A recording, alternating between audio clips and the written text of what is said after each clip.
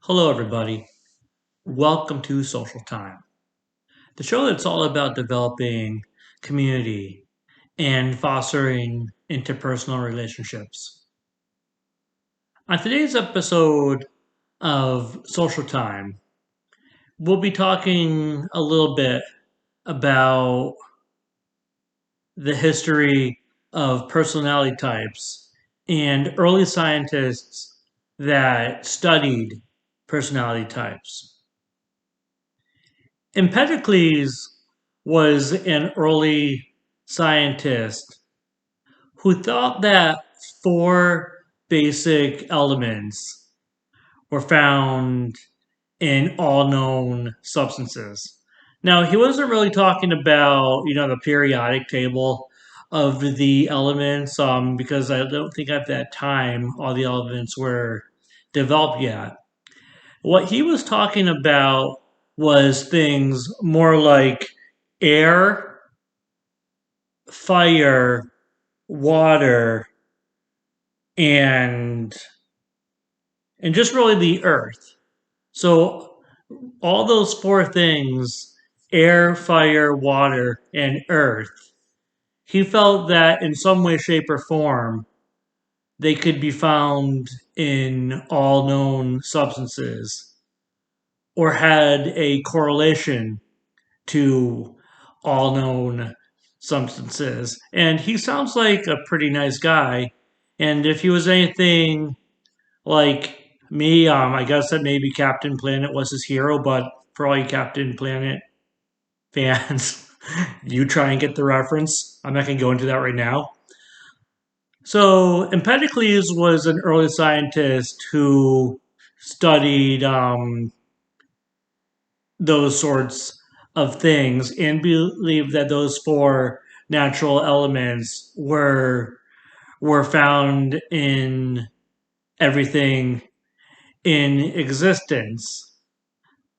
Now, Hippocrates, who is the father of modern medicine, from how I understand it, took Empedocles' research a little bit further, and he found out that the body does have certain liquids in it, and really that all like the elements that Empedocles was studying were found and had a correlation to the four liquids that were in your body. These four liquids were known as humors, and there were four humors.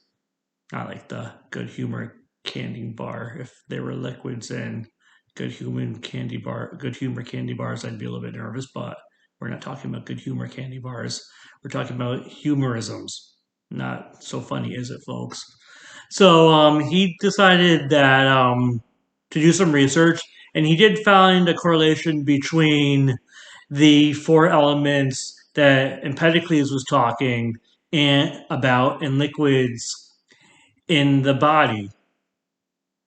Now, another scientist, his name was Claudius Galen, took the research a little bit further, and he studied it in more detail as these studies relate to personality types.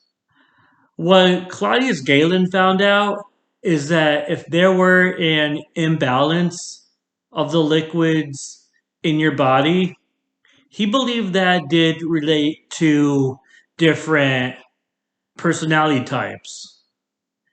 He was able to figure out and discover, whatever you want to use for it, determine that there were four different personality types based on the liquids in your body. He called these temperaments. They weren't necessarily personality types, but they were temperaments. The first of the four temperaments was the sanguine. Sanguines are warm hearted. Another personality type that he found that was affiliated with the liquids in your body was caloric. Say that 10 times fast. Caloric. Calorics are energetic and passionate. Now, for the remainder of this video, if I use personality and temperament, I really do mean them in the same way, just in case you get some confusion there. Another temperament that Claudius Galen discovered using the theory of humorisms was the phlegmatic personality, not the phlegmatic personality. That's disgusting, but I went there. The phlegmatic personality was, and I'm reading notes, was quiet and shy. After the phlegmatic personality, the other personality that Claudius Galen was able to find out about based on personality types or temperaments, six of one, half a dozen of the other, was the melancholic personality. Melancholic personalities are sad, they're fearful, and they're depressed. Now, it does seem to me that many other more modern day personality tests, we can call them personality tests now because they were, like the Myers Briggs personality test, I'll use that for one, seem to have four different components to their identifier. For example, my personality type based on Myers Briggs is ENFJ. And really, if you ever took the personality test, the Myers Briggs personality test, all four of those letters relate to a certain characteristic of your personality. So I do think that the early personality tests and the studies like that Claudius Galen, Empedocles, and and and Hippocrates were doing.